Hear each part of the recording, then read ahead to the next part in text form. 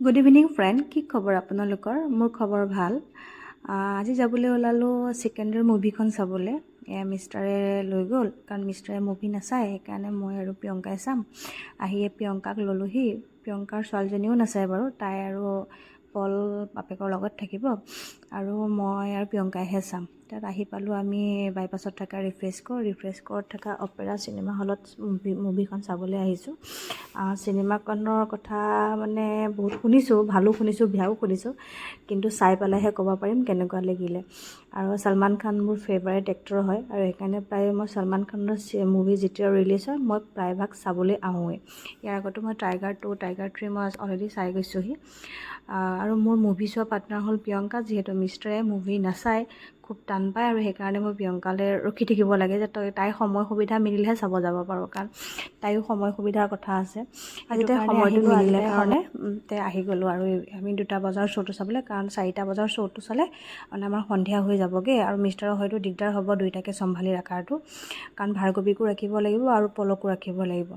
আমি আহি পালোঁ ৰিফ্ৰেছকোত, আৰু আমি এতিয়া যাব লাগিব ওপৰত, 2nd ফ্ল'ৰত আছে যিহেতু ওপৰত চিনেমা হলটো, তো তালৈ যাব লাগিব। আৰু আমি মই যাওঁতে প্ৰিয়ংকাই অলপ ভিডিঅ' ক্লিপ ল'লে। ভিডিঅ' ক্লিপখিনি আপোনালোকৰ সেয়া অকণমান দেখাইছোঁ। আৰু তাই যাওঁতে ভিডিঅ' ক্লিপটো লৈ থাকোঁতে এইফালে অকণমান ভিউটো দেখালে। সঁচাকৈ বাইপাছৰ এইখিনি জেগা ভিউটো বহুত ধুনীয়া লাগে, আৰু ফটোও বৰ ধুনীয়া আহে দেই। আৰু আমি সেই ওপৰলৈ উঠি গৈ আছোঁ, যিহেতু চিনেমাখনত আজি চাবলৈ গ'লে আহিছোঁ হয়, কিন্তু মানুহ একেবাৰে নাই। যিহেতু ভিতৰত সোমাওঁতেও মানে আমি কাকো দেখা নাই। আহি পালোঁ অলম'ষ্ট থিয়েটাৰ খালী বুলি, মানে হল খালী বুলিয়ে ক'ব পাৰি। আমিতো প্ৰিয়ংকাই মই ভয় খাই গৈছিলোঁ, আমি দুজনী অকলে চাব লাগিব নেকি মুভিখন।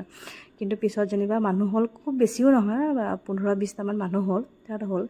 কিন্তু চিনেমাখন মই ক'বলৈ গ'লে মানে সঁচাকৈ বহুত ধুনীয়া মুভি। কিয় জানো মানুহে এইটো উলিয়াইছে যে মুভিখন ভাল নহয়, কিন্তু সঁচাকৈ বহুত ধুনীয়া মুভি, ফেমিলি মুভি হয়। আৰু মইতো মানুহক মানে ক'ম যে আপোনালোকে আহি চিনেমাখন চাওক, বহুত ধুনীয়া। কিন্তু সেয়া দেখিছে হল খালী, মই সেইকাৰণে আপোনাক কৈছোঁ যে হলটো খালী, কোনোৱে নাই। তেতিয়া আমি বহিছোঁহে। এয়া প্ৰথম ষ্টাৰ্টিং হৈ গ'ল, আৰু আমাৰ হিৰ' এণ্ট্ৰি হ'ব আৰু দেই। এণ্ট্ৰিটো কিন্তু মজা জবৰদস্ত দিছে আৰু একদম। তাৰপাছত আমাৰ ছুপাৰ হিৰ' সলমান খানৰ মুভি, যিহেতু একশ্যনটো থাকিবই, আৰু বহুত বেছি একশ্যন আছে।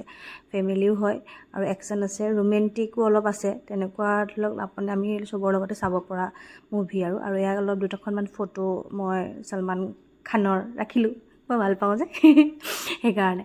আৰু এইটো একদম লাষ্ট ফিনিচিঙৰ যিটো ফাইটিং, বহুত ধুনীয়া। গানটো আছিলে যিটো চিকেণ্ডৰ টাইটেল ছংটো, কিন্তু ইয়াত কপিৰাইট লাগিব বুলি মই চিকেণ্ডৰ টাইটেল ছংটো দিয়া নাই। মুভিখন চাই সঁচাকৈ বহুত ভাল লাগিল। মই আৰু প্ৰিয়ংকাই কান্দিলোঁ।